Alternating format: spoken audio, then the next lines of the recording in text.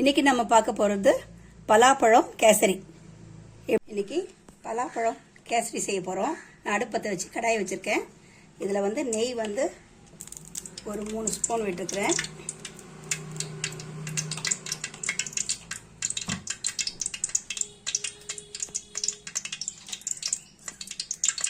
இதில் வந்து நம்ம முந்திரி போட்டுக்குவோம்.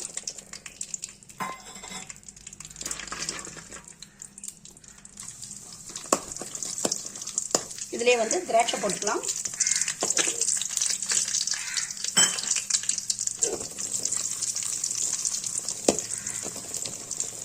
ஃப்ரை ஆகுது. இதில் நான் 1 டம்ளர் ரவை வச்சுருக்கேன். ரவை போட்டுக்கலாம்.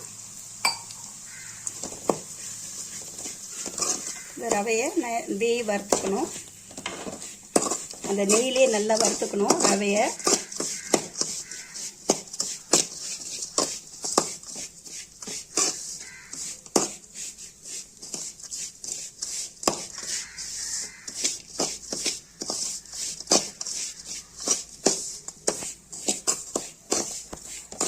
நல்லா வந்து அந்த நெய்யிலே ரவையை நல்லா வறுத்தாச்சு.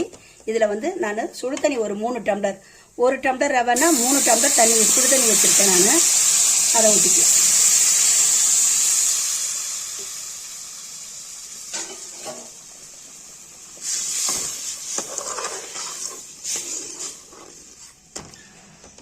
இப்போ இதில் கொஞ்சம் போல் சால்ட் சேர்த்துக்கிறேன். கொஞ்சம் டேஸ்ட்டுக்கு அந்த இனிப்பை வந்து அதிகரித்து காமிக்கும். இந்த ரவை வந்து இதில் வெந்து வரணும். வெந்து வந்த பிறகு தான் நம்ம சர்க்கரை சேர்க்கணும்.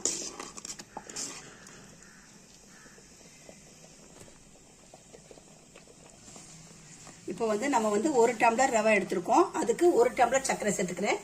ஏன்னா நம்ம பலாப்பழமும் சேர்க்க போகிறோம். அதனால் உங்களுக்கு எவ்வளோ இனிப்பு வேணுமோ அதுக்கேற்ற மாதிரி சேர்த்துக்குங்க.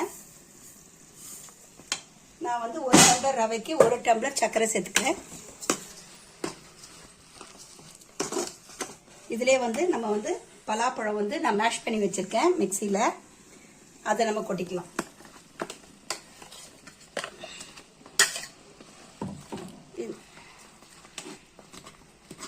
இதை நல்லா நீங்கள் மேஷ் பண்ணி விடணும். நம்ம அரைக்கும் போது அது கட்டியான மாதிரி தான் இருக்கும். இதை நம்ம நல்லா மேஷ் பண்ணிக்கலாம். நான் எந்த வித எசன்ஸும் சேர்க்கலைங்க. ஏலக்காய் சேர்க்கல, எதுவுமே சேர்க்கல. இந்த பலாப்பழத்தினுடைய வாசனையே நல்லாயிருக்கும். அதனால் நான் எந்த விதமான வாசனையும் எந்த பொருளும் சேர்க்கல. இந்த பலாப்பழத்தை வந்து நல்லா நம்ம மேஷ் பண்ணி விட்டுக்கலாம். பாருங்கள், நம்ம கலரே சேர்க்கல. அந்த பலாப்பழத்தினுடைய கலர் தான் நேச்சுரல் கலர், எல்லோ கலர். இதில் வந்து நம்ம கீ வந்து ஒரு 3 ஸ்பூன் விட்டுக்கலாம்.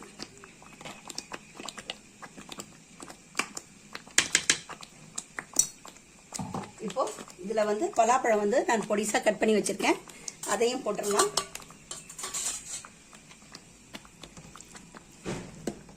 பாருங்கள், பார்க்கும் போதே ரொம்ப மணமாக இருக்குது. உங்களுக்கு தெரியல, ரொம்ப வாசனையாக இருக்குது. அந்த பலாப்பழத்தினுடைய வாசனை ரொம்ப சூப்பராக இருக்குது. நீங்கள் ஏதாவது ஒரு ஃபெஸ்டிவல் டைமில் இந்த மாதிரி பலாப்பழம் கேசரி பண்ணி கொடுங்க, ரொம்ப நல்லாயிருக்கும். இப்போ பலாப்பழம் கேசரி ரெடி ஆயிடுச்சு ஃப்ரெண்ட்ஸ். நீங்கள் இது மாதிரி ட்ரை பண்ணி பார்க்கலாம். நீங்கள் ட்ரை பண்ணி பார்த்துட்டு எனக்கு கமெண்ட் தெரிவிங்க. எங்கள் சேனல் உங்களுக்கு பிடிக்குதுன்னா லைக் பண்ணுங்கள், ஷேர் பண்ணுங்கள், கமெண்ட் பண்ணுங்கள், சப்ஸ்கிரைப் பண்ணுங்கள். மறக்காமல் பெல் ஐக்கானை ப்ரெஸ் பண்ணுங்கள்.